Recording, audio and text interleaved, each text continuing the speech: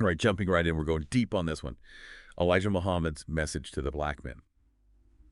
It's a collection of speeches and writings, really a window into what the Nation of Islam was all about, especially during a time of huge change in America. Yeah. And you want to get past, like, just the headlines, right, to get to the core of what he was saying. Yeah, exactly. And what really grabs you about Elijah Muhammad is how he combines, religion and race and politics. It all gets mixed together, creates this message that really hit home for a lot of Black Americans back in the mid-20th century. It was a time of massive social and political shifts. Yeah, totally. So let's break this down. We can start with something that I surprised some people, Mhm. how Elijah Muhammad saw God. Now, forget this idea of some far-off, spiritual being. For him, Allah isn't just out there. Allah was actually here, on earth, in the form of Master Fard Muhammad. And that's not just like some random theological detail. That idea, it's the bedrock. It's how you understand everything that comes after. See, the Nation of Islam believed that Black people, they were the original people on this planet, the tribe of Shabazz. They believed they'd been robbed. Their knowledge, culture, their rightful place, all taken away. Now imagine what that means. You have a God who's not some abstract concept. He looks like you, he gets your struggles, and he promises to fight to set you free. Exactly. And when you read his words, it really hits you. He asks, can you, who believe in a mystery, God unknown, trust your mystery to bring you bread or to defend you against your open enemies? Like, he's not letting you off easy. You can almost feel him challenging you, right? To rethink this whole idea of God just watching from a distance. He's saying, no, this is God who's involved in your lives, a God who's ready to step in and fight for you. And get this, that whole mystery God thing, it wasn't just about theology. Elijah Muhammad connected it directly to oppression. He was saying that believing in this distant God, it kept Black people passive. They were just hoping for some rescue that might never come. But he offered something different, a God who's tangible, right here, right now. Suddenly, things change. Now you have agency, you have hope for real change. A whole new path opens up. Okay, so we've got this really powerful idea of a God who's both real and present. Now, here's where it gets really interesting, and for some, maybe a bit controversial. It's the Nation of Islam's creation story. They bring in this character, Yakub. And let's just say it's not something you're going to find in your typical Sunday school lesson. Right. This is where some folks might start to, push back a little. So they depict Yakub as this Black scientist who, through a really complex process of like selective breeding, Yeah. he ends up creating the white race. And the story goes on to say that white people have this inherent devilish nature, blaming them for like 6,000 years of oppression. Yeah, and he doesn't sugarcoat it. Message to the Black Man has passages where he straight up calls white people devils in person. Blames them directly for the suffering and destruction that the Black nation has experienced. It's intense, and yeah, it definitely challenges how we think about things today. But you got to consider this narrative, this story, you have to put it in the context of the mid-20th century. Think about what it was like to be Black in America during that time. You've got rampant segregation, Jim Crow laws, the constant threat of violence, just a brutal reality. In a world where, like, the traditional systems, religious and social, they weren't offering much comfort or explanation for all that suffering. The Yakub story, it gave people an answer. It pointed the finger at a clear source, a cause for all the pain.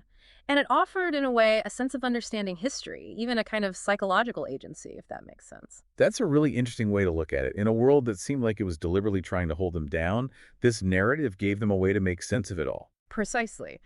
But, and this is important, we can't overlook how problematic parts of that story are. Even looking back at it through the lens of history, saying that an entire race is inherently evil, basing that on a creation myth, that raises some big questions about prejudice and racial division. Yeah, I agree. While you can get why a narrative like that would be appealing, especially if it helps explain and even maybe justify anger and resentment, you also have to think about what it means to label a whole group of people as inherently devilish. It makes you wonder about that line between feeling empowered and, just continuing to use harmful stereotypes. And that's where critical thinking is so important. It's about recognizing the historical context, but also seeing how these beliefs could lead to more division and hostility. Finding that balance, it's tricky. Okay, so we've got this concept of God, really provocative creation story, but how does this all translate into action and what people should actually do? What did Elijah Muhammad propose for Black people in America? So for Elijah Muhammad, Islam, it wasn't just about believing things, It was a plan, a blueprint for how Black people could become empowered, how they could liberate themselves. He called it breaking free from mental slavery, reaching true self-reliance.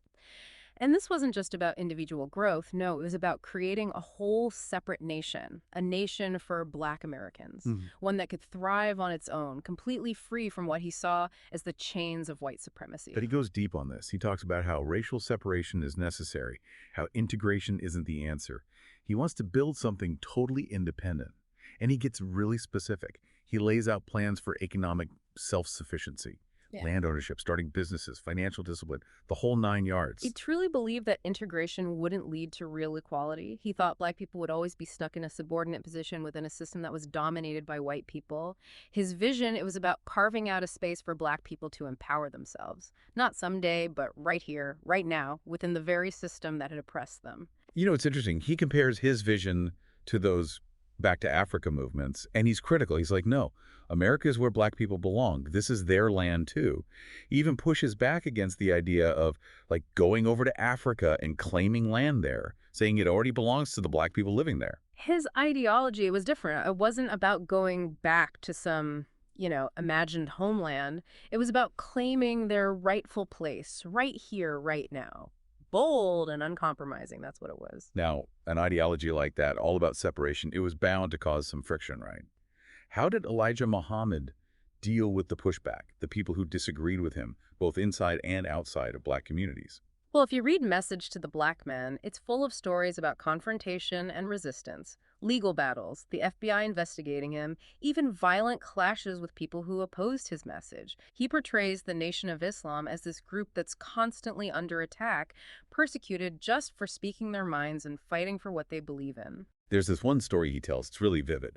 A whole truckload of his newspapers, Muhammad Speaks, gets set on fire, deliberately. He says it was people who wanted to silence him. It's like he's painting this picture of constant struggle, of having to claw their way forward every step of the way. And when people came at him, he presented himself as this divinely chosen leader. He never wavered, absolutely convinced that he had to deliver this message no matter what. He even turned accusations against him, the whole un-American thing, saying he was inciting violence. He used that as proof. Like, see? The white establishment is scared of the truth I'm preaching. It almost seems like he got stronger from the challenges, like the opposition just fueled the movement even more. He consistently framed the Nation of Islam as the righteous ones, standing up against a corrupt and oppressive system. And you know what?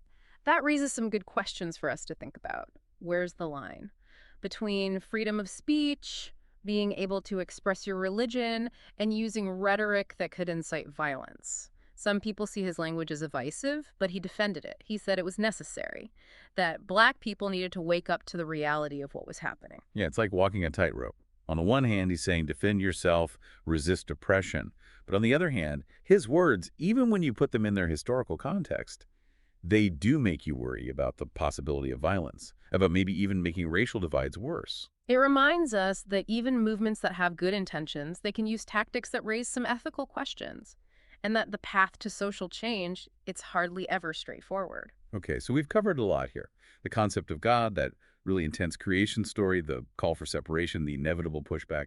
But what about the future? What did Elijah Muhammad see happening down the line? Well, like a lot of religious leaders throughout history, he had this apocalyptic vision. He talked about a coming battle, a war in the sky, Armageddon. And this was going to signify the ultimate victory of Allah and the Black nation over, the forces of oppression. And he's not vague about it either. He gives specific signs of this apocalypse. He talks about the dollar collapsing, these things he calls flying saucers, and a final judgment where, the good guys get rewarded and the wicked get what's coming to them. He uses imagery from the Bible and the Quran to really paint a picture of this epic showdown. And it's important to keep in mind that apocalyptic beliefs, they often pop up during periods of intense social turmoil, when people feel really threatened. These beliefs, they can offer hope, a promise that justice is coming, that a higher power is going to intervene in a world that seems like it's lost its way. And Elijah Muhammad really hammers home this idea that black people need to wake up and get ready for this big change. He urges them to embrace Islam, to join the Nation of Islam, to be on the right side when this final battle comes. And his apocalyptic vision, it wasn't just some abstract theological idea. It had real-world effects. It fueled the Nation of Islam's activism, gave them this sense of urgency. They believed they were fighting for something way bigger than themselves. And there's no denying that he was incredibly successful in mobilizing people with this message. His teachings had a deep impact. on individuals, on communities. He offered people a sense of purpose and identity, a feeling of belonging, especially in a world that felt hostile and unfair. His impact on the broader civil rights movement, it's undeniable, even if it was controversial. He empowered so many Black Americans, instilled this sense of pride, championed self-sufficiency. But at the same time, his views about separation, his rhetoric that sometimes inflamed things, those did contribute to racial tensions. And in many ways, they probably made it harder to work towards integration and reconciliation. Wow, we've covered a lot of ground.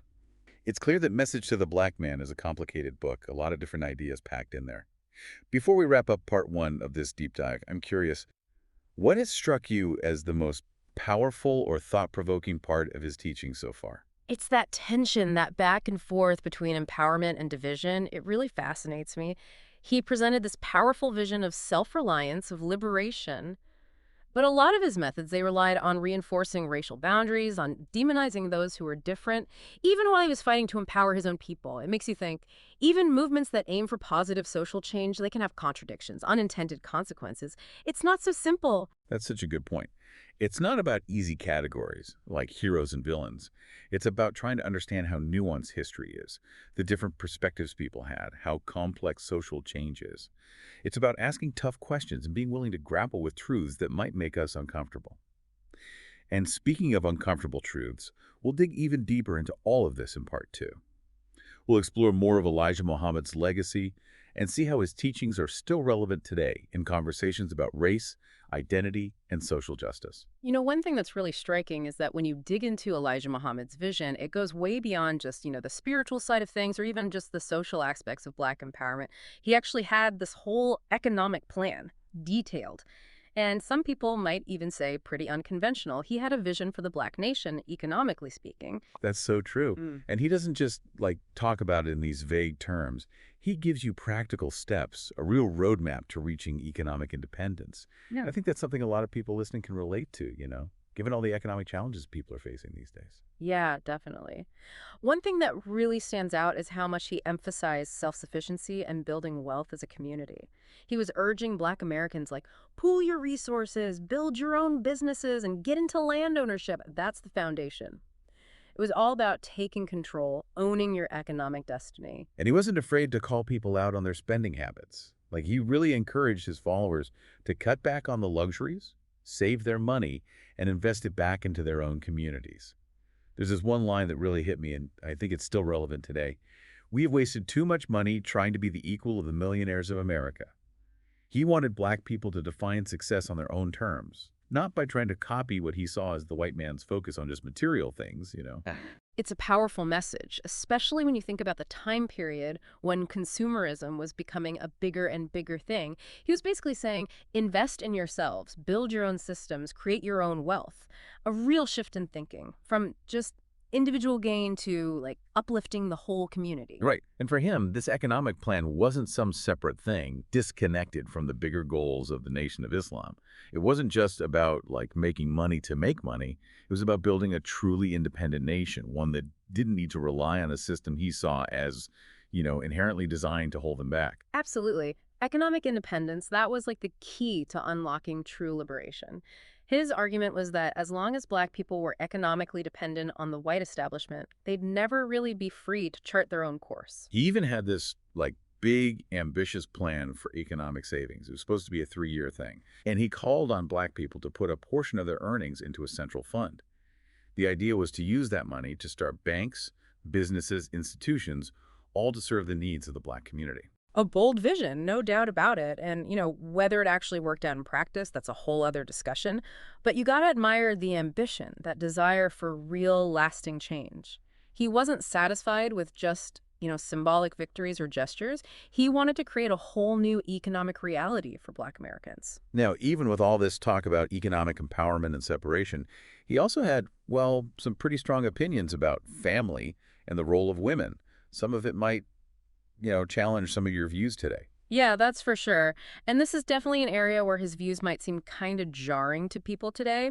He was very much about traditional gender roles. The man as the head of the house, the woman as the nurturer, the one who takes care of the home. And he gets pretty passionate about it. There's a whole chapter in A Message to the Black Man called Protect and Elevate Your Woman.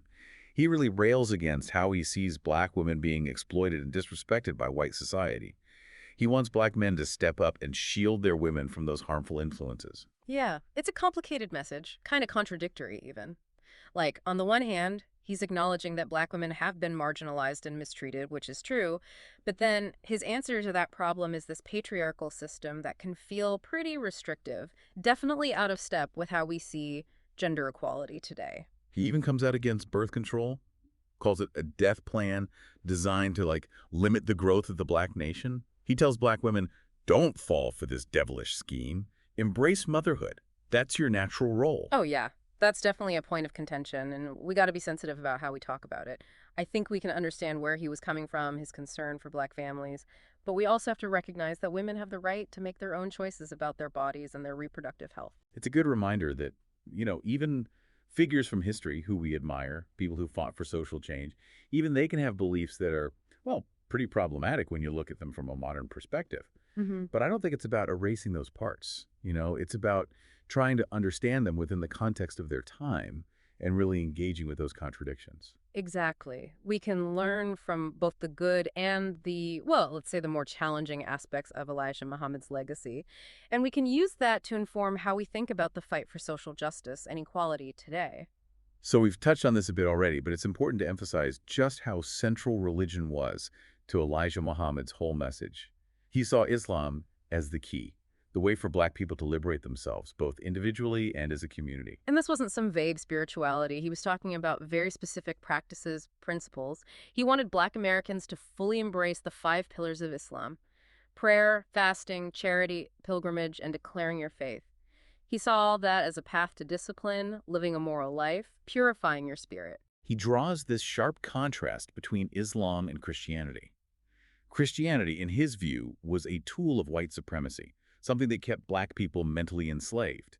He argues that the Bible, as it's been used, has been twisted, misinterpreted, used to keep black people in a subordinate position. It's a radical stance, and it comes from his belief that Christianity, as it was practiced in America at that time, had failed black people. He saw it as a religion that told you to submit to authority, accept your lot in life, and he felt that was fundamentally incompatible with black liberation. Yeah, he didn't hold back at all. He says Christianity is one of the most perfect black slave-making religions on our planet. He was directly challenging the whole religious establishment, offering a completely different spiritual path for black empowerment. And I think that's one of the things that made his message so powerful for many people. He wasn't just critiquing the system as it was. He was offering a whole alternative, a different way to see the world, a new road to freedom and self-determination. And it wasn't just about believing, it was about doing. He urges his followers, don't just sit around and have faith. Get out there and build this new nation. Live the principles of Islam in your everyday life. Work towards a future where black people are in control of their own destiny. That active, engaged approach to faith, that's a big takeaway. It wasn't about passive prayer or just waiting for God to step in. It was about taking action, rolling up your sleeves, and making the world you wanted to see. He even talks about prayer in a different way. He sees it as a spiritual refreshment, a way to connect with the divine. But he also stresses the need to do something. He says, why should we not pray 5 times a day to our Maker since we feed our bodies 3 times a day? He's comparing physical and spiritual nourishment, but he's also implying that prayer isn't enough on its own. You got to nourish your body and your community through action. Yeah, it's this whole holistic vision. He integrates faith, action, and community. Spirituality isn't something separate. It's woven into everything. And I think that helps explain why his teachings really resonated with so many black Americans, especially during such a tumultuous time. He offered them purpose, a path to liberation, a community that was actively working towards a better future. But of course, movements for social change don't happen in a vacuum. So how did Elijah Muhammad and the Nation of Islam deal with all the complex politics of their time? Well, he was really outspoken about all the injustices black Americans were facing. He condemned police brutality, talked about systemic racism, pointed out the hypocrisy of a country that preached freedom but denied basic rights to his black citizens. Oh, yeah, and he definitely wasn't one to shy away from controversy. He famously refused to register for the draft during World War II, said he wouldn't fight for a country that oppressed his people, took a strong stand. And he constantly criticized efforts at integration. He'd say it was just a distraction from the real goal, which was true liberation for black people. He thought integration was a way for the white establishment to maintain control, to, like, pacify black people with symbolic wins while keeping the real power structures in place. And because of that stance, he clashed with a lot of the civil rights leaders at the time, the ones who thought that integration was the best way to achieve equality. Yeah, he even publicly criticized some big names, like Martin Luther King Jr., said his approach was naive, ultimately wouldn't work. I think it's important to recognize that these different approaches, they show how diverse the Black freedom struggle was. There wasn't one single path to liberation, and different leaders had different ideas about what the future should look like. That's a good point. And even though Elijah Muhammad's separatist views were often seen as controversial, they did resonate with a lot of black Americans, especially the ones who felt like progress was too slow, who were still experiencing violence and discrimination. He gave them this radical alternative, this vision of a completely separate Black nation where they could finally be self-determined, no compromises. And then, alongside all this political activism and social critique, you've got this other layer to how Elijah Muhammad saw the world. He had some fascinating ideas about history, especially when it came to, well, the origins of the white race. Right, and this is where we come back to that Yakub narrative, that story we talked about earlier. He really digs deep into that story. Talks about how Yakub, this black scientist, created the white race. It all happened on an island called Patmos through selective breeding. And he attributes like 6,000 years of oppression to the white race, saying they're going to eventually fall and the Black nation will be restored to its rightful place of power. And he uses this narrative to explain not just the historical injustices that black people have suffered, but also that inherent devilish nature he sees in white people. Yeah, it's a really complex and challenging part of his teachings. In a way, you could see it as a powerful story of resistance. Like, it's a way to reclaim some sense of control when you're facing oppression. But on the other hand, it relies on these essentialist ideas about race. It says that a whole group of people have negative qualities just because of their skin color, and that's a problem. It reminds us that even movements that are fighting for liberation, they can sometimes, end up perpetuating harmful stereotypes and ideologies that create more division. It's a tough conversation to have, no doubt about it, but I think it's necessary, especially if we want to truly understand this movement and its leader. We can't shy away from the more challenging parts of history, even when they force us to confront things about these figures that maybe we don't like. Now, as we keep going deeper into Elijah Muhammad's way of thinking, it's hard to miss how fascinated he was with symbolism, especially when it came to interpreting religious texts and historical events. Oh yeah, he was a master at weaving those things together. Symbolism, allegory, historical narratives. He used them to create this really compelling, almost prophetic message. He saw deeper meaning in everyday events, connections that might seem surprising or even far-fetched today. He's not vague about it either. He interprets parts of the Bible and the Quran in ways that really support his own teachings, his prophecies. Sometimes it's pretty unexpected. Like, for instance, he takes Ezekiel's vision from the Bible, that whole wheel and a wheel in the sky. He says that's actually a premonition of, get this, modern-day flying saucers. And for him, those flying saucers, they're proof of Allah's power, a sign of the coming apocalypse. He also points to things like the decline of the dollar as a sign that America is doomed. Connects it to the prophecies about the fall of Babylon. And he sees the rise of homosexuality as a sign of moral decay, another sign that society is on the verge of collapse. It's this really interesting mix. Religious interpretation, social commentary, apocalyptic predictions, all tied in with his message of black empowerment. And you got to keep in mind, these interpretations, even if they seem kind of out there today, they were really powerful for his followers. It gave them a way to understand the world, a sense of purpose in the face of all this hardship, a belief that they were part of something much bigger. But amidst all this talk of prophecy and symbolism, Elijah Muhammad also had some very practical advice, especially when it came to building a strong, self-sufficient community. Right, he was deeply invested in the moral and social well-being of Black people. He saw Islam as a path to personal transformation, advocated for discipline, hard work, being morally upright. He laid out this strict code of conduct. No alcohol, drugs, gambling, extramarital affairs. He saw all of that as, like, vices, destructive, not just for individuals, but for the whole Black community. And he was big on education. He'd urge Black people to seek knowledge, use it to uplift their communities. He even had very specific rules about how people should dress, how they should present themselves. Modesty and cleanliness were important. He felt these practices were a way to cultivate self-respect and project a positive image. It was about creating a community that wasn't just self-sufficient economically, but also morally strong and respectable. A community that could demand respect on its own terms. He went as far as to create his own schools, his own businesses, offering black people alternative to the institutions he saw as inherently biased against them. It was a total vision, one that included everything: personal morality, economic empowerment, spiritual growth, all of it. Well, as we wrap up part 2 of this deep dive, what do you think? What stands out to you as the most impactful part of Elijah Muhammad's legacy, the part that's lasted? For me, it's his unwavering belief in what Black people could achieve. Even with all the racism and oppression, he saw their greatness, their strength, their potential that had been stifled for far too long. He gave them a new way to see themselves, not as victims, but as a chosen people destined for greatness. And that message, that belief in their own power, that's what continues to resonate today. So here we are, wrapping up our deep dive into Message to the Black Man. And one thing's for sure, Elijah Muhammad's legacy, well, it's complicated. It's this mix of empowerment and controversy. And his influence, you can still feel it today. Yeah, you said it. We've talked about his concept of God, that Yakub narrative, the call for separation economically and socially, those apocalyptic predictions. It's been a lot. It has. And as we've been saying, it's so important to keep in mind the historical context of all these ideas. Okay. But we also have to look at how they've impacted things since then.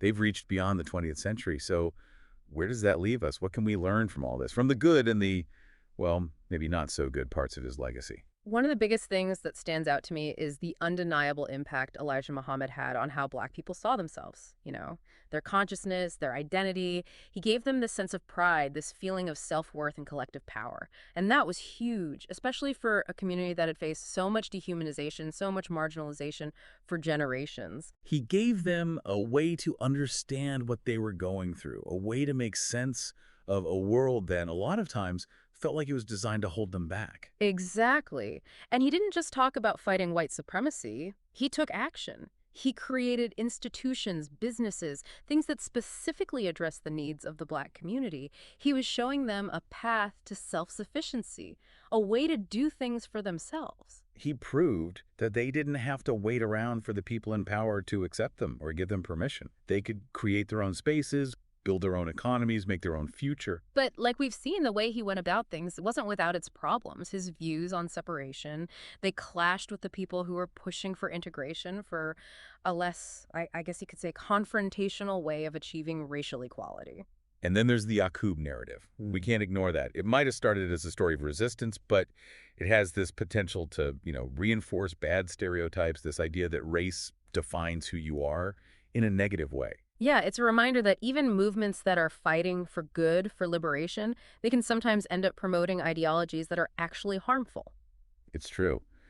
But even with all that, there's a lot we can learn from Elijah Muhammad's legacy. Absolutely. That emphasis he put on self-reliance, economic empowerment, building up your community, those ideas are still inspiring activists and organizers today. That message of Black pride, self-determination, that's a powerful force. It still resonates with people who are carrying on that fight for social justice and equality. And his critique of systemic racism, the hypocrisy that's baked into American society, a lot of that still rings true today. It forces us to look at that legacy, the legacy of slavery and discrimination that we're all still dealing with. So as we come to the end of this deep dive, we want to leave you with something to think about. How do Elijah Muhammad's ideas connect with what's happening today? With all the conversations about race, identity, social justice, what can we take away from his legacy, both the good and the bad? How can that help us deal with these issues now in the 21st century? It's a lot to think about. It's a conversation that definitely isn't over. As you keep learning about these topics, remember to think critically. Don't just accept things at face value. Be open to different perspectives, even if they make you uncomfortable, because that's how we understand history and how we understand each other better. Couldn't have said it better myself. Thanks for joining us on this deep dive into Message to the Black Man. Keep exploring these ideas, keep asking questions, keep learning. That's how we grow. Until next time.